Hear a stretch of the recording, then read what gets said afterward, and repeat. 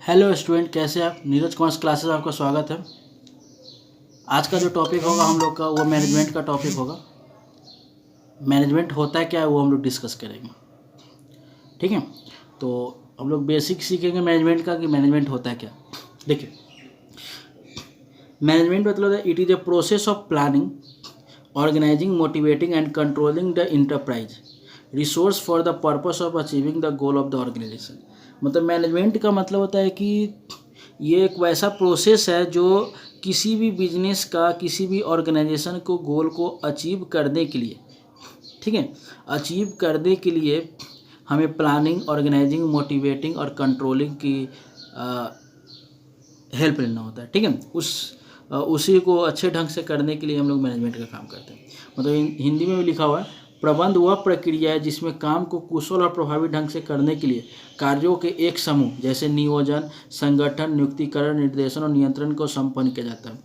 मतलब प्रबंध वह प्रक्रिया जिसमें काम को कुशल और प्रभावी ढंग से, मतलब कुशल और प्रभावी ढंग से करने के लिए कार्यों के एक समूह, मतलब अच्छे ढंग से करने के लिए कार्यों का एक समूह की जरूरत पड़ता है, जिसको नियोजन जैसे प्लानिंग, संगठन मतलब ऑर्गेनाइजिंग, नियुक्ति का स्टाफिंग, निर्देशन मतलब डायरेक्टिंग और नियंत्रण मतलब कंट्रोलिंग को संपन्न किया जाता है। मतलब किसी भी काम को अच्छे ढंग से करने के लिए, चाहे वह कुशल ढंग से हो, मतलब कुशल ढंग हो या प्रभावी ढंग हो। तो कुशल मतलब होता है एफिशिएंसी और प्रभावी मतलब होता है इफेक्टिवनेस। अभी हम दोनों की बात करेंगे क्या होता है। ठीक है, तो कुशल ढंग और प्रभावी ढंग से दोनों तरह से काम करता है, वो क्या कहलाता है, मैनेजमेंट कहलाता है। ठीक है, तो वो मैनेजमेंट होता है। मतलब मैनेजमेंट का मतलब ये होता है कि आपका जो गोल है उस गोल को अचीव करने के लिए, अच्छे तरह से अचीव करने के लिए जिन फंक्शन का हमें ज़रूरत पड़ता है, जिन फंक्शन का एक समूह को एडमिट करते हैं, जैसे planning, organising, staffing, directing and controlling, या आप बोल सकते हो planning, organising, motivating and controlling the enterprise. मतलब कंपनी का जो प्लानिंग जो है हो रहा है, तो उसको हम लोग एक संपन्न करते हैं, उसी के थ्रू हम लोग किसी भी चीज़ का मैनेजमेंट करते हैं। ठीक है, अब देखो बात करते हैं कि मैनेजमेंट का डिफिनेशन की बात करते हैं। डिफिनेशन है मैनेजमेंट का, जो according to Koontz and O'Donnell साहब है, जो कि मैनेजमेंट को डिफाइन किए हैं। जैसे management is the art of getting things done through and with the people in formally organised group. मतलब मैनेजमेंट एक कला है, वही लिखा है, प्रबंध का कार्य अन्य व्यक्तियों द्वारा उनके साथ मिलकर काम करना है। मतलब प्रबंध का कार्य जो होता है अन्य व्यक्ति, बहुत सारे व्यक्तियों के द्वारा हम लोग काम करते हैं, वो भी साथ मिलकर काम करना होता है, उसी को हम लोग बोलते हैं मैनेजमेंट। ये डोनेल साहब का और कुंटे साहब का कहना है। ठीक है, तो मैनेजमेंट ऑल ओवर मिला के आपको ये समझ में आ गया कि मैनेजमेंट होता है क्या। मैनेजमेंट एक वैसा प्रोसेस है जो किसी भी काम को अच्छे ढंग से करने के लिए एक फंक्शन की जरूरत पड़ता है, जो समूह में होता है।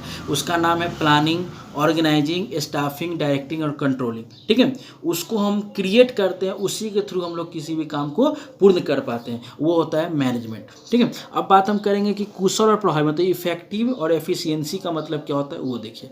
तो वही हम लिखे हुए हैं, इफेक्टिवनेस एंड एफिशिएंसी, प्रभावपूर्णता और वर्सेस कुशलता। ठीक है, तो इफेक्टिवनेस और एफिशिएंसी का मतलब क्या होता है, थोड़ा ये समझ लेते हैं, अच्छे तरह से देखिएगा।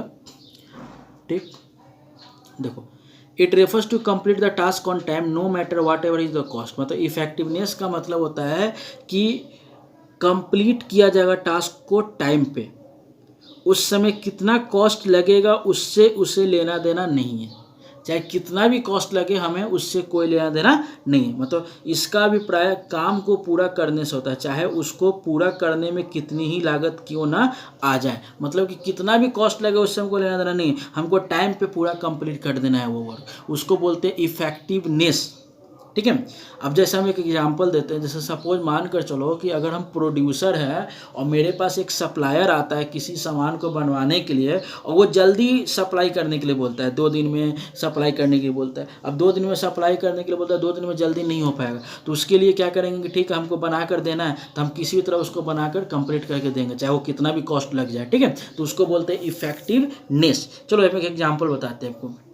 जैसे एग्जाम्पल की बात करें, इफेक्टिवनेस की बात करें, तो एक हम फिल्म की बात करते हैं। एक फिल्म था बाहुबली, जो बिगनिंग था, बाहुबली द बिगनिंग जो था, उसमें क्या था कि जब लास्ट में जो फाइट होना होता है, जो 2 एक्टर होते हैं, एक भल्लाल देव होते हैं और एक बाहुबली होते हैं, तो भल्लाल देव और बाहुबली दोनों निरीक्षण करते हैं, मतलब कि जहाँ पे जो कार्डके से लड़ना होता है उसका निरीक्षण किया जाता है कि कैसे उससे युद्ध किया जाएगा। तो सभी को अपना अपना एक सेना बांट दिया जाता है, एक प्लानिंग कर दिया जाता है, एक बांट दिया जाता है। और बांट देने के बाद जो भल्लाल देव होते हैं वो मतलब कि लड़ने के लिए किसी भी तरह, क्योंकि उसका मेन ऑब्जेक्ट क्या होता है, दोनों का मेन उद्देश्य क्या होता है, मतलब कि माहेश्वती का सिंहासन एक्सेप्ट करना। और माहेश्वती का सिंहासन एक्सेप्ट करने के लिए उसे उस व्यक्ति को कार्डके को मारना होता है। तो कार्डके को मारने के लिए उसको एक गोल उसको दी गया कि हमको कार्डके को मारना है। तो उसको मारने के लिए वो क्या करता है कि किसी भी हद पे गुजर जाता है। वो भल्लाल देव की बात कर रहे हैं,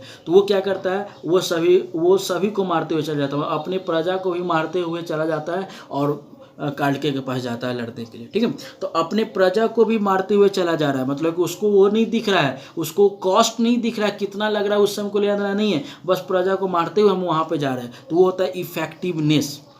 लेकिन प्रभास जो था, जो एक्टर बाहुबली जो थे, वो क्या किया कि वो उसको भी मतलब कार्डके को ही मारना था, लेकिन वो बढ़ते गया, लेकिन अपने प्रजा को बचाते हुए गया, तब जाके काल के पास गया। तो वो होता है एफिशिएंसी, मतलब कि अपने कुशलता को अच्छे ढंग से करके चलना, अपने एफिशिएंसी को सही ढंग से करना, वही होता है एफिशिएंसी। देखो यहाँ पे लिखा हुआ, it refers to complete the task correctly, मतलब कंप्लीट करेंगे हम, कार्डके तक पहुंचेंगे हम अपने करेक्टली अच्छे ढंग से पहुंचेंगे, विथ मिनिमम कॉस्ट, एक मिनिमम कॉस्ट पे, मतलब कि सभी को बचाते हुए चलेंगे। ठीक है, with no wastage of resource, मतलब वेस्ट भी नहीं करना है किसी को, मतलब वेस्टेज नहीं करना है, रिसोर्सेज को खराब नहीं करना है, और हमको अच्छे तरह से बना भी लेना है। मतलब इसका अभिप्राय काम को न्यूनतम लागत पर पूरा करने से होता है, मतलब काम को न्यूनतम लागत पर हम पूरा करेंगे तो हम लोग एफिशिएंसी कहलाएगा। समझ आगे इफेक्टिवनेस और एफिशिएंसी का मतलब इसका कुछ और डिफरेंस है, वो भी हम लोग डिस्कस करते हैं। चलो पेज हम इसको पलटते हैं क्या होता है। चलिए देखिए, तो अब देखिए यहाँ पे, तो effective it is concern with the achievement of end result, मतलब यह अंतिम परिणाम को समय पर प्राप्त करने से संबंधित होता है। जो भी उसका परिणाम है उसको प्राप्त करने के लिए क्या होता है, एकदम तट पे रहता है, वो हमेशा प्राप्त करना चाहता है। ठीक है, दूसरा पॉइंट है, पॉज करके अच्छे तरह से नोट डाउन कर लेना। उसका it is concern with the cost benefit analysis utilizing minimum of resources and getting maximum benefit out of it. वही चीज़ लिखा यह लागत लाभ विश्लेषण से संबंधित है, अर्थात कम संसाधनों का प्रयोग करके अधिकतम लाभ प्राप्त करना, मतलब कम संसाधन लगाएंगे, कम रिसोर्सेज लगाएंगे और प्रॉफिट अच्छा कमा लें, वो होता है एफिशिएंसी। ठीक है, और इसमें क्या होता है कि ज़्यादा ज़्यादा सामान कॉस्ट लगा के भी हम प्रॉफिट अर्न करें, वो होता है। उसका है इट मेन्स कंसिडरेशन, मतलब इफेक्टिवनेस का it main consideration producing target production on the time, मतलब टाइम पे कंप्लीट कर देना होता है। It main consideration production target production to its minimum cost पे उसको कंप्लीट करना होता है। तो ये होता है एफिशिएंसी। तो आज समझ गया इफेक्टिवनेस और एफिशिएंसी, मतलब इन दोनों ढंग से हमको काम करना होता है मैनेजमेंट को, वो होता है। ठीक है, अब बात करते हैं फीचर ऑफ मैनेजमेंट का। देखो फीचर ऑफ मैनेजमेंट क्या होता है वो भी थोड़ा समझ लीजिए। Management is goal oriented process. अब जैसे कि बात करते हैं हम लोग मैनेजमेंट गोल ओरिएंटेड प्रोसेस कैसे है, तो देखिए यहाँ पे गोल ओरिएंटेड प्रोसेस को हिंदी में बोलते हैं प्रबंध उद्देश्य प्रधान प्रक्रिया है। मतलब एक प्रबंध क्या है, एक उद्देश्य प्रधान प्रक्रिया होता है, मतलब कि बिना उद्देश्य के कोई भी मैनेजमेंट नहीं हो सकता है। जैसे हम यहाँ पे लिखे हुए हैं, management is always aimed at achieving certain specified objective. It is a tool that help efficient use of human and physical resources to accomplish the predetermined goal। Management क्या होता है, मैनेजमेंट एक हमेशा अपने गोल को, अपने एम को अचीव करने का काम करवाता है। ठीक है, गोल को अचीव करने का काम, इसलिए इसको हम लोग एक टूल बोलते हैं जो हेल्प करता है हमारे ह्यूमन को, रिसोर्सेज को, फिजिकल रिसोर्सेज को कंप्लीट करता है। इसलिए हिंदी में लिख भी दिया, यदि हमारे सामने कोई उद्देश्य नहीं है तो प्रबंध की आवश्यकता नहीं है। अगर हमारे पास कोई उद्देश्य ही नहीं होगा तो प्रबंध की आवश्यकता नहीं हो सकता। तो ये आपका है फर्स्ट फीचर। उसके बाद आपका सेकंड फीचर देख लो, तो सेकंड फीचर आप देख सकते हो यहाँ से। देखिए सेकंड फीचर की बात करते हैं, तो सेकंड फीचर देखो आप यहाँ पे दिया हुआ है। Second feature management is group activity. Management क्या है, ग्रुप एक्टिविटी दिया हुआ है यहाँ पे। ठीक है, तो मैनेजमेंट ग्रुप एक्टिविटी है। जैसे मैनेजमेंट एक सामूहिक क्रिया है, मतलब एक सामूहिक क्रिया है ये, मतलब कि एक ग्रुपिंग में काम करता है, ग्रुप एक्टिविटी होता है। जिस तरह से गोल ओरिएंटेड है उसी तरह ग्रुप एक्टिविटी है। गोल मतलब कि अचीव करना, और ग्रुप क्योंकि अचीव करेंगे तो अकेले नहीं करेंगे, हमको ग्रुपिंग में प्रूव करना। तो management is concern with group effort because it create effective cooperation among people working together in A group. प्रबंध एक सामूहिक क्रिया है, अर्थात प्रबंध हमेशा सामूहिक प्रयासों को महत्व देता है। प्रबंध व्यक्तियों का वह समूह है जो किसी संस्था की क्रियाओं का संचालन करता है। मतलब प्रबंध एक सामूहिक क्रिया है, ठीक है, एक सामूहिक क्रिया मतलब ग्रुपिंग में काम करता है ये, ठीक। ये किसी भी काम को अच्छे तरह से ग्रुप में जो करता है वो प्रबंध एक सामूहिक क्रिया होता है। अब देखो, management is a continuous process. Management क्या है? कंटिन्यूअस प्रोसेस है, लगातार सतत प्रक्रिया। The process of management is a never ending process. It begin with planning but does not and with controlling. मतलब आपको बताया था 5 फंक्शन, इसका फंक्शन होता है 5, जिससे हम बताया था planning, organising, staffing, directing and controlling. इसका 5 फंक्शन होता है, तो कंट्रोलिंग लास्ट होता है। तो बोल क्या रहा है कि process of management is a never ending process. मतलब मैनेजमेंट का जो प्रोसेस होता है वो कभी भी खत्म नहीं होता है। बिगिन विथ प्लानिंग, प्लानिंग से स्टार्ट होगा, और कंट्रोलिंग, ऐसा नहीं कि कंट्रोलिंग हो गया तो खत्म हो गया, ऐसा नहीं, उसके बाद भी ये प्लानिंग चलते रहता है। मतलब कि वही लिखा है, व्यवसाय में निरंतर समस्याओं का समाधान और सुधार करने की आवश्यकता रहती है। इसी कारण प्रबंध को सतत क्रिया कहा जाता है। मतलब कि जो भी बिजनेस में जो भी समस्या है, जो भी प्रॉब्लम है, उसको अच्छे तरह से सॉल्यूशन करना, उसको सुधार करना, इसलिए हमेशा ये कंटिन्यू रहता है, ठीक है, इसको कभी भी खत्म नहीं किया जाता है। फिर management is universal process. Management हमेशा हर जगह जरूरत पड़ता है, यूनिवर्सल प्रोसेस होता है। Management is an essential element of every organize activity irrespective of its size और type. All type of organization, जैसे family, club, university, government, army और बिजनेस रिक्वायरमेंट, ठीक है। मतलब प्रबंध हर जगह जरूरत है। मतलब ये जरूरी नहीं कि केवल बिजनेस में ही जरूरत होता है, हर जगह जरूरत हो सकता है, सभी संस्थाओं में जरूरत हो सकता है, चाहे वो एक इंस्टीट्यूशन हो, मतलब एक बिजनेस हो, चाहे इंस्टीट्यूशन हो, चाहे वो कोई मंदिर और सामाजिक जगह हो, चाहे वो राजनीतिक जगह हो या धार्मिक हो, मतलब हर जगह मैनेजमेंट की आवश्यकता होता है। इसलिए इसको हम लोग यूनिवर्सल प्रोसेस बोलते हैं। Management is multi dimensional process. Multi dimensional process भी होता है। देखो, following points of multi dimensional process management. पहला, management of work, management of people, management of operation.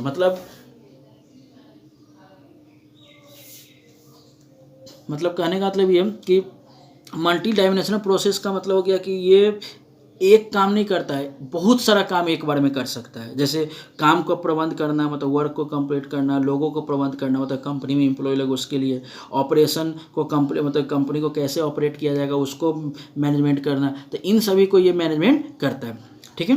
तो आई थिंक आपको फीचर समझ में आ गया कि फीचर क्या होता है। 5 हम फीचर लिखे हैं, ठीक है, और ये 5 फीचर आपको अच्छे तरह समझ में आ गया। अब आगे हम लोग देखते हैं इसका उद्देश्य क्या क्या है मैनेजमेंट का। देखिए, ऑब्जेक्टिव ऑफ मैनेजमेंट। तो मैनेजमेंट का उद्देश्य क्या क्या था? पहला उद्देश्य ऑर्गेनाइजेशन ऑब्जेक्टिव, जिसको संगठनात्मक उद्देश्य बोलते हैं। दूसरा सोशल ऑब्जेक्टिव, जिसको सामाजिक उद्देश्य बोलते हैं। तीसरा पर्सनल ऑब्जेक्टिव, जिसको व्यक्तिगत उद्देश्य बोलते हैं। 3 उद्देश्य होता है, संगठनात्मक, सामाजिक और व्यक्तिगत। देखो, तो संगठनात्मक उद्देश्य क्या होता है, ऑर्गेनाइजेशन ऑब्जेक्टिव क्या होता है, तो देखिए, its related growth of organization, मतलब कि अपने ऑर्गेनाइजेशन को ग्रोथ करना, मतलब अपने बिजनेस को ग्रोथ करना। ध्यान रखना, ऑर्गेनाइजेशन ऑब्जेक्टिव बिजनेस से रिलेटेड होगा। तो growth of organization, profit maximization along with reduction in cost, मतलब कि आपके कम कॉस्ट पे प्रॉफिट कमाना, इसका मेन उद्देश्य होगा।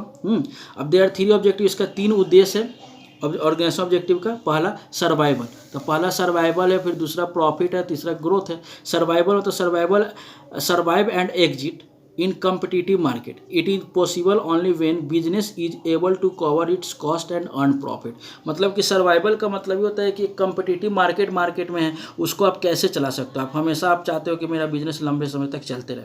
फिर प्रॉफिट है, earn adequate amount of profit, essential for survival and growth of business, मतलब बिजनेस सर्वाइव करेगा, ग्रोथ अच्छा करेगा तो मेरा प्रॉफिट होगा ही, जाहिर सी बात है कि मेरा बिजनेस प्रॉफिट करेगा। फिर ग्रोथ है, तो ग्रोथ है क्या है, business must expand and grow its activity, business grow करेगा। Growth is measure in term of sale, मतलब सेल कितना बढ़ेगा मेजर होगा। नंबर ऑफ ब्रांचेज ज़्यादा होगा, नंबर ऑफ एम्प्लॉय ज़्यादा होगा, तो वो मेरा एक संगठनात्मक उद्देश्य होता है। इसे हिंदी में भी लिख दिए मैं, संस्था का विकास होना, अधिक से अधिक लाभ होना। इसके 3 उद्देश्य, जीवन रक्षा, विकास, लाभप्रदता, ये सब, ठीक है। तो ये था इसका ऑर्गेनाइजेशनल ऑब्जेक्टिव था, मतलब कि संगठनात्मक उद्देश्य। अब दूसरा है सोशल ऑब्जेक्टिव। अब बात करते हैं सोशल ऑब्जेक्टिव का। सोशल ऑब्जेक्टिव में क्या क्या कंडीशन है वो देख लीजिए। देखिए, सोशल ऑब्जेक्टिव हम लोग जानते हैं, तो देखिए social objective business earn by using resources of society, ठीक है। यूजिंग रिसोर्सेज ऑफ सोसाइटी, मतलब कि जितना भी सोसाइटी में रिसोर्सेज है उसको यूज करके हम बिजनेस अर्न करते हैं।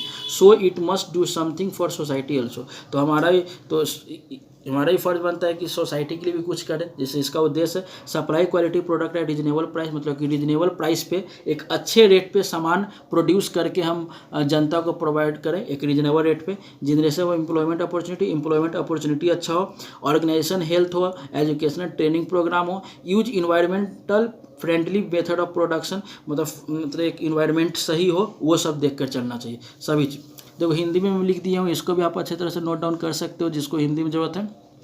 जैसे समाज के कमज़ोर वर्ग के लिए रोजगार के अवसर पैदा करना, मतलब समाज में जो बहुत सारे अनएम्प्लॉयमेंट है उसको एम्प्लॉय प्रोवाइड करना। स्वच्छ शिक्षा, स्वास्थ्य को बढ़ावा देना, मतलब शिक्षा को बढ़ावा देना, स्वास्थ्य को बढ़ावा देना, हॉस्पिटल ज़्यादा ज़्यादा एजुकेशन खुलना चाहिए, ये सब होना चाहिए। उत्पादन की पर्यावरण अनुकूल पद्धतियों का प्रयोग करना, ठीक है। फिर उचित कीमतों पर अच्छी गुणवत्ता वाले उत्पादों की पूर्ति करना, तो ये होता है सोशल ऑब्जेक्टिव है। अब लास्ट है पर्सनल ऑब्जेक्टिव, तो वो भी देख लेते हैं हम लोग।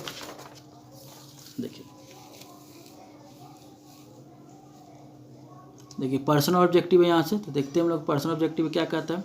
देखिए पर्सनल ऑब्जेक्टिव में क्या लिखा हुआ है, related to employ of organization, मतलब एम्प्लॉय ऑफ ऑर्गेनाइजेशन, मतलब कि ये रिलेटेड होगा बिजनेस का जो भी एम्प्लॉय उससे रिलेटेड होगा, ठीक है। पर्सनल ऑब्जेक्टिव, इसको हम लोग इंडिविजुअल ऑब्जेक्टिव बोलते हैं। Most important because satisfied and motivate employ contribute maximum, मतलब इसका मेन काम होता है कि आप मैनेजर, मेन कंपनी के जो मैनेजर होते हैं, बिजनेस के जो मैनेजर होते हैं, उनका ये मेन काम होता है कि अपने कर्मचारी को संतुष्ट करना और मोटिवेट करना, ठीक है। इसका उद्देश्य कॉम्पिटिटिव सैलरी मिलना, good and healthy working condition होना चाहिए, पर्सनल ग्रोथ होना, जैसे प्रमोशन देना, ट्रेनिंग देना, उसके लिए होना। अब हिंदी में भी लिखा हुआ है, व्यक्तिगत उद्देश्य लिखा हुआ है यहाँ पर, जैसे प्रबंधक अपने कर्मचारियों को संतुष्ट प्रेरित करने का प्रयास करता है, जैसे कार्य करने के लिए सुरक्षित वातावरण, समय से दिया गया प्रतियोगिता वेतन, मतलब समय पर टाइम पे पैसा देना, प्रमोशन, प्रशिक्षण, ट्रेनिंग होने के द्वारा सामाजिक मान्यता देना, तो ये सब इसका पर्सनल ऑब्जेक्टिव। देखो 3 चीज़ हम लोग सीखे अभी, इसका 3 उद्देश्य। पहला उद्देश्य है आपका ऑर्गेनाइजेशन ऑब्जेक्ट जिसको बिजनेस से रिलेटेड होगा, दूसरा सोशल ऑब्जेक्ट जिसको सोसाइटी से रिलेटेड होगा, और तीसरा पर्सनल ऑब्जेक्ट होगा जिसमें मतलब हम लोग ये जानेंगे कि एम्प्लॉय से रिलेटेड होगा। अब देखिए इसका इंपॉर्टेंस क्या है वो भी हम लोग जान ही रहते हैं, ठीक है। देखो इसका इम्पोर्टेंस, अब इसका इम्पोर्टेंस भी आप देख ही लो क्या है इम्पोर्टेंस। देखिए पहला importance, help in achieving group गोल, मतलब ग्रुप गोल, मतलब कि ये ग्रुपिंग गोल को अच्छे तरह से अचीव करने में सहायता करता है। Task of manager is to give a common direction to the individual effort in achieving the overall goal of the organization. जो बिजनेस का जो ऑर्गेनाइजेशन है, ऑर्गेनाइजेशन का जो भी गोल है, उस गोल को पूरा करने के लिए मैनेजर क्या करता है, टास्क देता है अपने एम्प्लॉय को, और वो मतलब पूरा कवर करता है, कैसे मैनेज करेंगे वो चीज़ होता है। फिर increase efficiency, reduce cost, optimum utilization होना चाहिए। क्रिएट डायनेमिक ऑर्गेनाइजेशन है, जैसे change in opposed by individuals, management help people adopt to this chance to date the organization is able to maintain its competitive edge, मतलब competition पे depend होता है। Help in development of society, provide goods quality product होना चाहिए। Create employment opportunity होना चाहिए, new technology होना चाहिए, मतलब डेवलपमेंट, सोसाइटी में डेवलपमेंट होना चाहिए, टेक्नोलॉजी अच्छा होना चाहिए, ये चीज़ होना चाहिए। Help in achieving personal objective पे हेल्प करना, manager motivate and lead his team, ठीक है। प्रबंध का महत्व, तो प्रबंध का महत्व देख लीजिए। तो प्रबंध का महत्व देखो, प्रबंध प्रभावपूर्णता तथा कुशलता को बढ़ाता है। प्रबंध सामाजिक उद्देश्यों को पूरा करके समाज के विकास में मदद करता है। प्रबंध व्यक्ति को उद्देश्यों को संगठन लक्ष्य के एकत्रित करने का प्रयत्न करता है। तो ये सब हो सकता है आपका, ठीक है। 2 पॉइंट और है वो भी देख ही लो।